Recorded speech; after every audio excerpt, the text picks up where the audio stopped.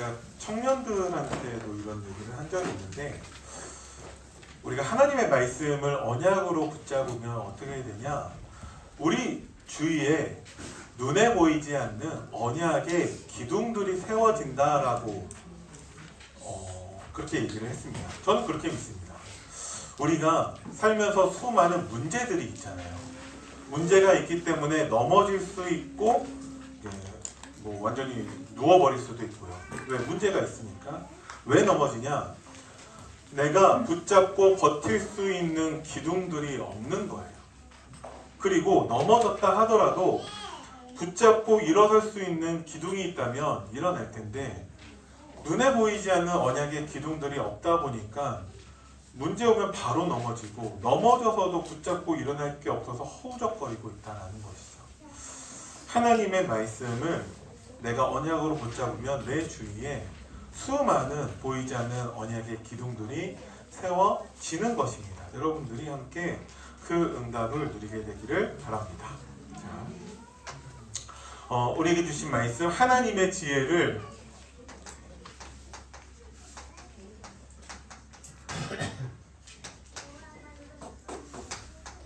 알게 하신 성령 하나님이죠. 자, 하나님의 지혜가 뭐죠? 네, 본론 1번에 써있죠. 예수 그리스도와 복음입니다. 복음이 뭐죠? 자꾸 질문에 불편하게. 자, 유치원생들도 알고 있더라고요. 예수는 그리스도, 모든 문제 네, 그게 복음이에요. 그죠? 예수가 그리스도, 그래서 나랑 무슨 상관이 있어요? 그 그리스도께서 우리의 근본 문제, 우리의 모든 문제를 다 십자가에서 다 끝내셨고, 그죠? 다 해결하신 것이 복음이라는 것이죠. 복된 소식, 너무 좋은 소식이 있는데 뭐냐? 우리의 문제가 다 끝났다라는 거예요. 예수 그리스도와 복음이 하나님의 지혜라는 것인데, 그것을 알게 하신 이가 성령 하나님이라는 것입니다. 그죠? 너무 감사하죠? 자, 서론에서 지난번에도 말씀드렸지만, 서론에서 주로 이 말씀을 우리에게 주신 이유를 저는 찾고 있습니다. 뭐라고 말씀하셨냐? 하나님 자녀는요, 하나님이 주신 말씀대로 응답을 받아야 된대요. 이게 하나님의 자녀가 받을 축복입니다. 응답이 뭐냐? 하나님은 말씀을 주시고 하나님은 그 말씀을 성취하십니다. 이게 응답이에요. 이것만 응답입니다. 제가 대학교 때 영어 학원을 다녔는데, 그곳에서 수업 마치고 일어나려고 해보니까 옆에서 10,000원짜리 한 장이 떨어져 있더라고요. 그래서 사람들 모르게 조용히 가서 딱 주워서 주머니에 넣었어요. 응답받은 걸까요, 그게? 그냥 어쩌다가 그냥 돈 주순 거예요. 그거를 응답이라고 할 수 있냐? 응답은 뭐냐? 하나님이 말씀을 주시고요, 하나님은 그 말씀 그대로 성취하십니다. 이게 무엇이냐? 이게 하나님의 방법이죠. 그렇게 말씀을 하셨죠. 자, 여러분들 꼭 기억하셨으면 좋겠는 게, 이게 전 중고등부 랩런트들한테 얘기하지 않았는데, 하나님 방법은 하나님 자신입니다. 그죠? 자, 하나님의 말씀을 주세요. 요한복음 1장 1절 근거로 말씀이 곧 하나님이시죠. 하나님 자신이 역사하신다니까요. 말씀을 주시고 그 말씀 그대로 성취하십니다. 하나님이 성령의 역사로 하시지 않냐? 성령님도 하나님이시라는 것이죠. 하나님의 방법은 하나님 자신입니다. 우리의 어떠한 노력과 공로와 우리가 가지고 있는 많은 것들이 전혀 필요하지 않다라는 거예요. 하나님이 행하신다라는 부분을 우리가 인정하고 믿으면 되는데, 그 믿음까지도 하나님이 주신다라는 것이죠.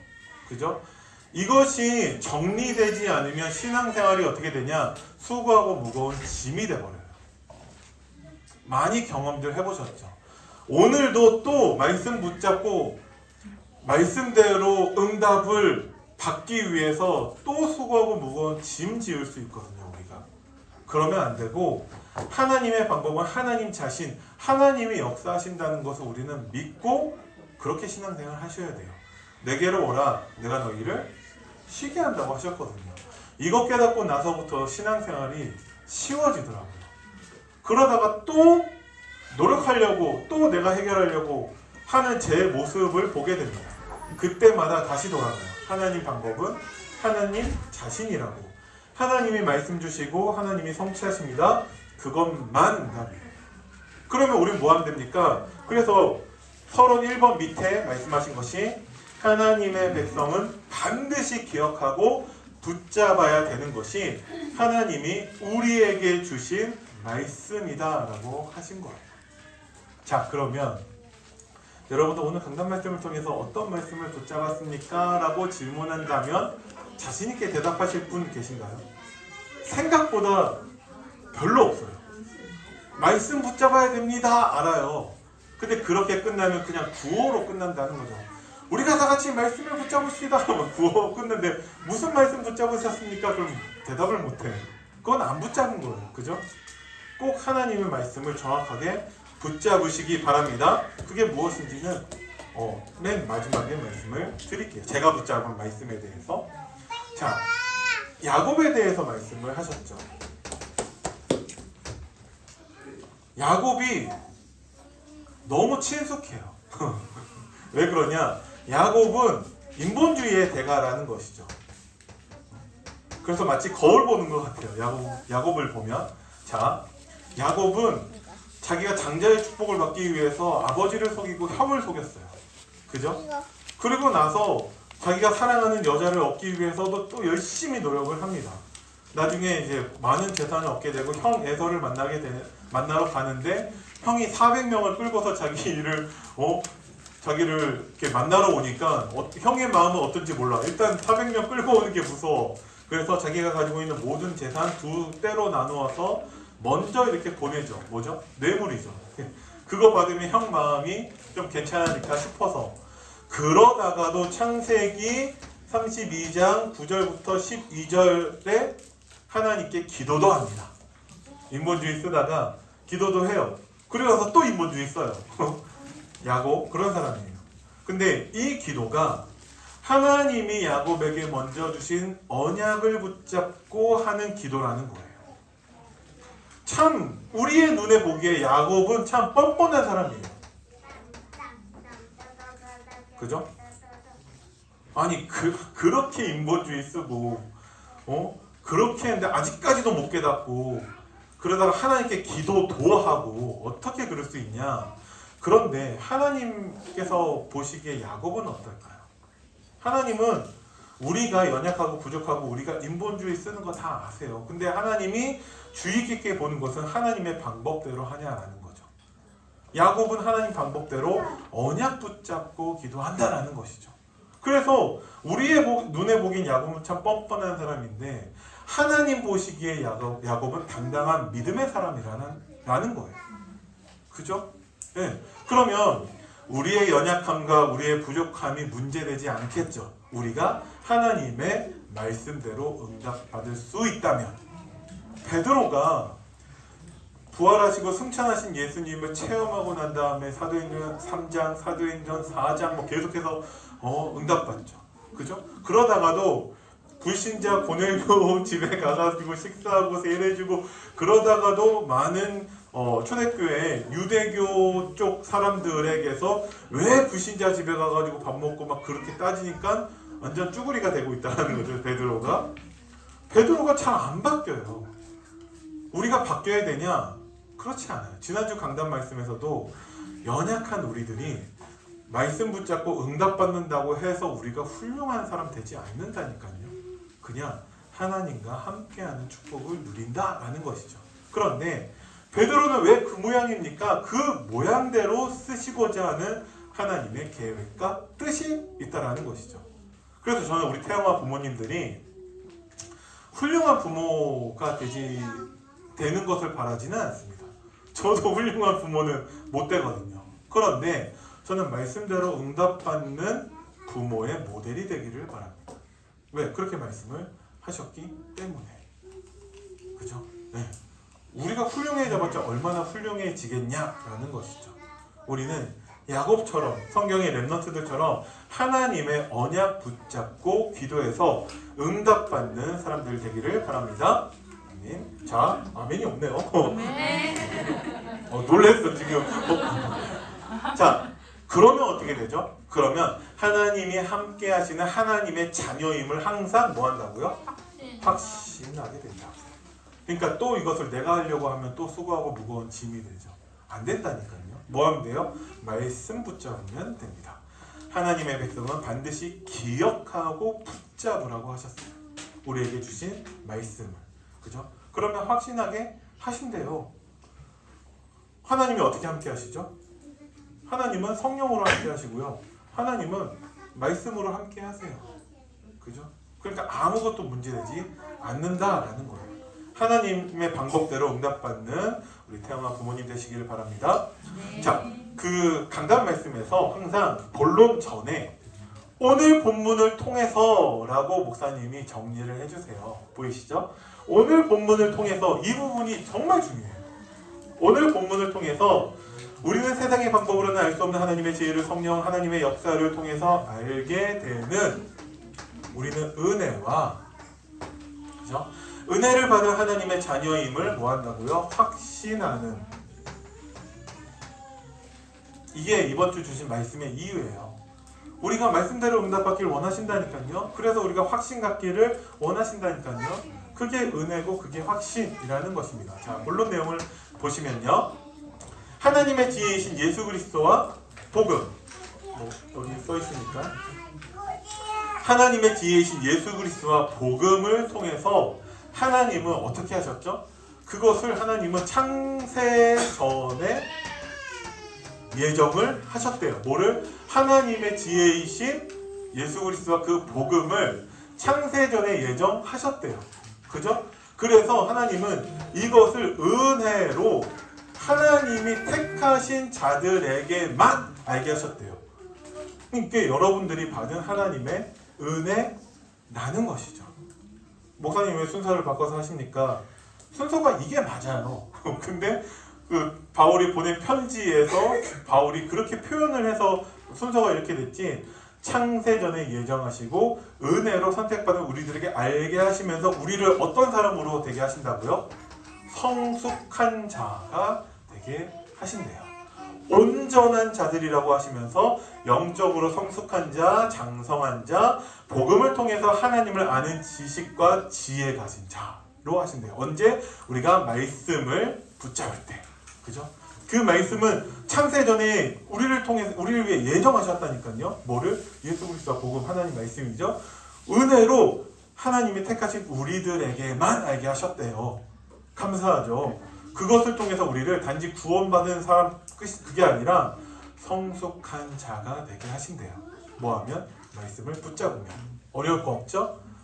그렇게 해서 하나님이 우리에게 하시고자 하는 것이 무엇이냐? 하나님은 매주 하시는 성령을 통해서 하나님의 역사를 알게 하십니다.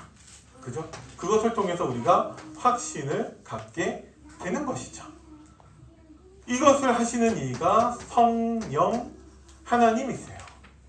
자, 성령은 하나님이시기에 성부 하나님, 성자 하나님에 대한 모든 것을 다 알고 계시며 우리가 알아야 할 것을 믿도록 역사하신대요. 근데 성령은 하나님이라고 하셨잖아요. 지난주 우리가 고백했었던 게 뭐죠? 하나님을 나의 주인으로. 그죠? 성령 하나님은 우리의 주인이세요. 그래서 성령 하나님께서 알게 하시고 믿게 하시고 하는 것에 여러분들이 순종해야 됩니다. 그것이 하나님 자녀에게 주신 유일한 방법이라는 것이죠. 그래서 성령 하나님께서 뭐 하신다고요? 하나님의 일을. 하나님의 일이 뭐죠? 중간에 맨 위에 중간에 써 있는 것은 우리로 믿게 하시고요. 우리를 그래서 구원하시고요. 그럼 우리를 하나님이 인도하신다라고 하셨고, 그러면서 하나님의 뜻과 하나님의 계획을 알게 하신대요. 이 모든 것을 무엇을 통해서 하실까요? 하나님의 일을 물론 성령으로서 하시는 것인데 이것을 말씀, 특히 강단의 말씀을 통해서 하신다라는 것이죠. 무엇을? 하나님의 일을. 누가? 성령께서. 우리는 뭐 하면 된다? 하나님의 말씀을 붙잡으면 된다. 그러면 하나님이 우리에게 왜 이러고 계셔? 은혜로 하나님이 알게 하시는 게 있대요. 뭐죠? 첫 번째 내용이 무엇이냐? 하나님의 지혜이신 예수 그리스도를 받은 사람들은 성령이 영원히 함께 하시는 하나님의 자녀가 되었다. 뭐죠? 우리가 구원받았음을 알게 하신대요. 그러면서 하신 것이 성령 하나님이 우리와 함께 하시기에 우리는 하나님을 만나고 함께하는 자가 되었고 그리스도 예수의 십자가의 승리와 함께 성령 하나님의 역사로 승리하는 자가 됩니다. 우리가 수많은 문제를 당하잖아요. 그때마다 여러분들이 말씀으로 돌아가시기 바랍니다. 그러면 그 말씀을 통해 성령 하나님께서 우리에게 구원 받았는데요? 아니요. 구원의 축복과 구원의 축복은 다릅니다. 그죠? 구원은 하나님 자녀가 된 것이고 구원의 축복은 하나님 자녀의 축복을 누리는 거잖아요. 그죠? 그러니까 예수가 그리스도라는 것을 믿고 그럼 하나님 자녀가 되죠. 모든 문제 해결이 된다니까요. 실제로 그 축복을 누리게 하십니다. 사탄이 아무리 바라간다 하더라도 우리로 승리하게 하시죠. 마지막으로 말씀하시는 것이 하나님이 조명 사역을 통해서 빛을 비추어 주시고 하나님 우리에게 주신 참 소망과 하나님의 능력과 하나님의 나라의 영광을 알도록 역사하세요. 하나님이 우리를 인도하신다라는 것이죠. 그죠? 정리해보면 많은 것들을 말씀을 하셨는데 간단해요. 우리에게 이 말씀 왜 주셨냐? 하나님 말씀대로 응답받기를 원하십니다. 그죠? 그러면 우리가 확신하게 된다는 것이죠. 그 말씀을 창세전부터 예정하셨고 선택받은 우리들에게만 알게 하셨고 우리를 말씀 안에서 성숙한 자가 되게 하시죠. 그래서 성령 하나님께서 내주하시면서 우리를 인도하시는데 하나님의 일을 알게 하시고 은혜로 하나님의 역사를 알게 하신다라는 것입니다. 그럼 우리는 무엇을 해야 됩니까? 결론은 방법, 미션이죠. 하나님의 말씀과 성령 안에서 행동하고 인도받으라고 말씀하셨어요. 자, 하나님의 말씀과 성령 안에서 하는 방법을 혹시 아시는 분 저한테 알려주세요. 모르겠어요. 하나님의 말씀과 성령 안에서 행동하고 인도받으라고 모르겠어요. 모르면 2번을 참조하면 되겠죠. 예수님을 나의 주와 그리스도로 항상 뭐 하라고요? 인정하라고요. 인정하고 지난주 말씀 고백까지. 그러면 하나님의 말씀과 성령 안에서 행하고 인도받게 하세요. 여러분들 모르는 거, 어려운 거, 힘든 거, 안 되는 거 하지 마시고요. 가능한 거, 내가 할 수 있는 것부터 하시면 됩니다. 그러면 나머지는 우리와 내주하시면서 함께 하시는 성령 하나님께서 그렇게 되게끔 하실 거예요. 그죠? 심지어 요한복음 14장 26절에 성령이 하시는 일을 말씀하셨죠. 보혜사 곧 아버지께서 내 이름으로 보내실 성령, 그가 너희에게 모든 것을 가르치고 하나님께 배우시면 됩니다. 사람한테 배우실 필요 없어요. 목사의 도움도 솔직히 필요하지 않아요. 근데 너무 오랫동안 하나님의 방법대로 살지 않았기 때문에 잠시 도움이 필요할 수도 있어요. 제가 도와드리겠습니다. 가르치고 내가 너희에게 말한 모든 것을 생각나게 하신대요. 누가? 성령께서. 그럼 어려운 게 없죠? 우리는 하나님의 말씀대로 응답받으면 됩니다. 말씀을 붙잡으면 됩니다. 저는 무슨 말씀을 붙잡았냐? 예수님을 나의 구주와 나의 그리스도로 인정하고 고백하는 말씀을 붙잡았습니다. 목사님 지난주하고 별반 다르지 않는데요. 네, 저는 지난주와 붙잡은 말씀이 똑같아요. 근데 내가 붙잡은 말씀은 똑같다 할지라도 하나님이 내가 가는 현장과 만나는 사람 그 모든 것들이 다르기 때문에 하나님의 역사는 다를 거라고 저는 믿어요. 똑같아도 상관이 없는데. 그래서 저는 어떤 말씀 붙잡으셨습니까? 예수님을 나의 구주, 나의 그리스도로 인정하고 고백하라는 말씀을 붙잡았습니다. 나머지는 하나님이 성령의 역사로 그렇게 하실 거라고 믿어요. 그러면 여러분들이 우리 렘넌트들과 함께 가정에서 포럼하시는 것은 많은 내용들을 다 설명해도 좋겠지만 우리 렘넌트들 잘 못 알아듣잖아요. 예수님이 나의 주인이시고 그리스도이심을 인정하고 고백하시는 것을 함께 누리시면 됩니다. 그러면 하나님께서 나머지는 하나님이 그 모든 것들을 알게 하신 성령의 역사로 우리가 체험하게 하실 줄을 믿습니다. 기도하겠습니다. 살아계신 하나님 은혜를 감사드립니다. 하나님이 주신 말씀에 우리 모든 태영아 부모님들과 그 가정을 부탁드립니다. 하나님이 말씀으로 인도하여 주시고 말씀이 성취되는 그 현장에서 증인으로 설 수 있도록 하나님이 축복하여 주옵소서. 감사를 드리며 우리 주 예수 그리스도 이름으로 기도드립니다. 아멘.